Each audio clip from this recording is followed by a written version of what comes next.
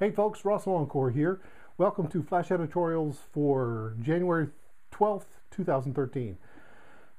I'm Russell Longcore, owner and editor of DumpDC.com. DumpDC is the one that presents Flash Editorials. DumpDC is the world leader in secessionist thought. We show the world that secession is the only hope for personal liberty and property rights on this planet. You'll see that I am resplendent in a Hawaiian shirt today. It's the 12th of January here in Atlanta. It's 70 degrees, a little bit overcast, but it makes me think about warmer climes like Panama.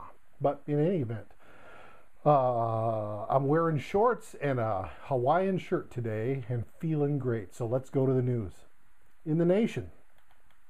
Well, folks, it's actually now official. The Electoral College delivered 332 votes for President Steppenfetchit and his moron vice president, and now we get 4 more years of these people. Looks like after the inauguration, a few cabinet seats are going to get warmed by new asses. Maybe I should say by new assholes, but I won't say that. Look to John Kerry, the senator, to take over its state. Look at former Senator Chuck Hagel, a Republican, to take over at defense, and a schlemiel named Jack Lew, L-E-W, to take over at Treasury. Now, just to show you that the Treasury position is completely political and requires no substantive business experience, consider Mr. Lew. Mr. Lew is the current White House Chief of Staff. He has a deep resume as a government leech, but only actual pseudo-business experience he ever had was when he practiced law for 5 years just after he got out of Georgetown Law back in the 70s. But, you know, maybe I'm wrong about this. When you run Treasury for Leviathan, I guess you only really need to have been in Leviathan's belly for a long time to know what to do. So, you know, maybe I'm wrong. Then there's the Attorney General, Eric, what, me worry? Holder, the Teflon Attorney General. The rumor is that he's going to leave the first year of Obama's second term, but then again, I don't know. I mean, if he's not AG anymore, all that Mexican drug running business, might stick to him instead of as a individual citizen. Then there's the Interior Department, where Ken Salazar is leaving, but Obama hasn't nominated Salazar, but he has nominated Salazar's deputy, David Hayes. Commerce hasn't had a secretary since last June, and nobody's been nominated yet. So perhaps there's not enough graft or corruption in the Commerce Department to make it worth Obama's while, but I'm just guessing. And at Labor, Secretary Hilda Solis tendered her resignation on January 9th. Nobody at the top of that list either. At Energy, Secretary Stephen Chu, the guy who's responsible for the $527 million loan to Solyndra, is leaving. You remember Solyndra, the solar company that the Obama administration touted as the next new best thing, and then it went bankrupt after it got $500 million of tax money? Yeah, that's Solyndra. Apparently, even a Nobel laureate like Mr. Chu can't make the Department of Energy run right. A North Carolina Democrat wonk is leading for that seat. And at Homeland Security, Janet Big Sis Napolitano is likely to leave and is being talked about to replace Eric Holder at AG, or to run for McCain's seat in 2016, or even get a black robe as one of the Supremes. Stay tuned, sports fans. Every one of these government departments is a part of the overall tyranny pouring out of the Washington, D.C. sewer pipe directly onto you. In international news, Venezuelan President Hugo Chavez is battling cancer and is too sick to even attend his own inauguration. Chances are that Mr. Chavez will succumb to the cancer relatively soon. And when this happens, one of Washington's most colorful headaches will leave the scene. But what will happen to the socialist revolution in Venezuela? The country sits on an ocean of oil, perhaps more than Saudi Arabia. Venezuela supplies the United States with 10% of its crude oil imports. And despite the socialism practiced by the Chavez government, the malls and stores are full. I was listening to NPR this week and heard a story about this exact thing. And the reporter, or the talking head that was talking about this made a big deal about the idea that Venezuela is a socialist government, but their economy is strong. And he was kind of comparing it to say, well, they're socialist and their economy is strong, like we're not socialist and our economy is strong. And I was in my car and I hollered at the radio in my own dashboard, hey, so's America. America's socialist, but their economy is not strong. But you go to the malls are full and restaurants are full, so go figure. But I digress. I predict that very little will happen if Chavez dies. Another president will be chosen by the government, and life will continue. But, I'd love to visit Caracas. I hear it's lovely. In the economy, now get this, folks, this is amazing. The number of actual new unemployment claims filed under state programs, unadjusted, totaled 552,043 in the week ending January 5th. Now, this is an increase of 61,944 over the previous week. In my November 30th flash editorial, the weekly number was 357,000. So now, 6 weeks later, 200,000 a week more people are getting laid off and filing for unemployment claims.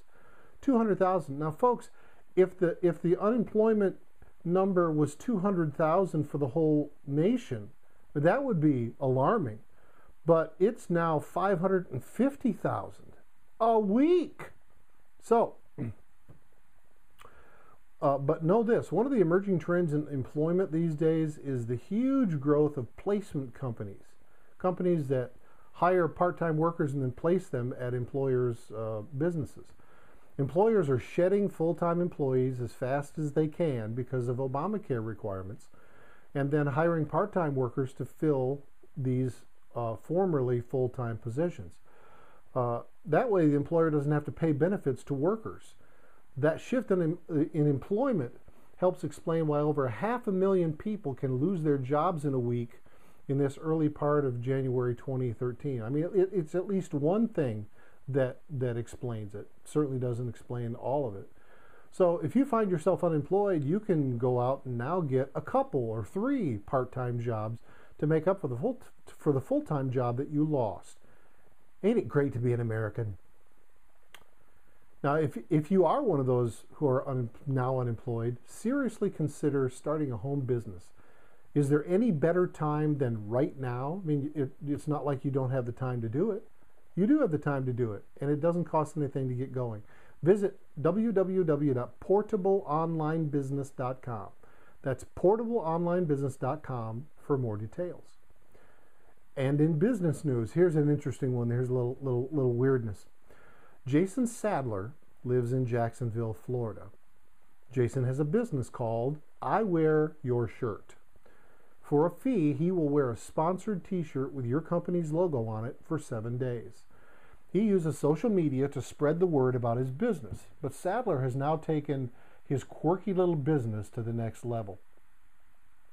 He sponsored an online auction in December and will change his legal last name to the name of the company who bid highest and won the auction. So for the entire year of 2013, Jason Sadler will have the legal name JasonHeadset.com.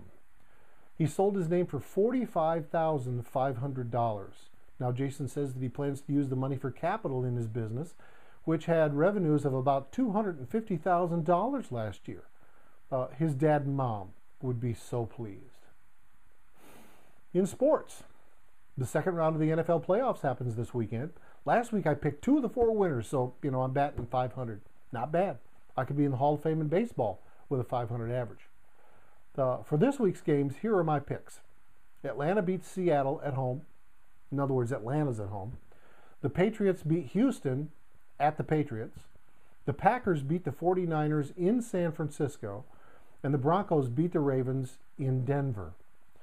Let's see if home field advantage helps these teams and how good I am at picking winners again this week. Finally, in entertainment news, the Critics' Choice Awards happened Wednesday night.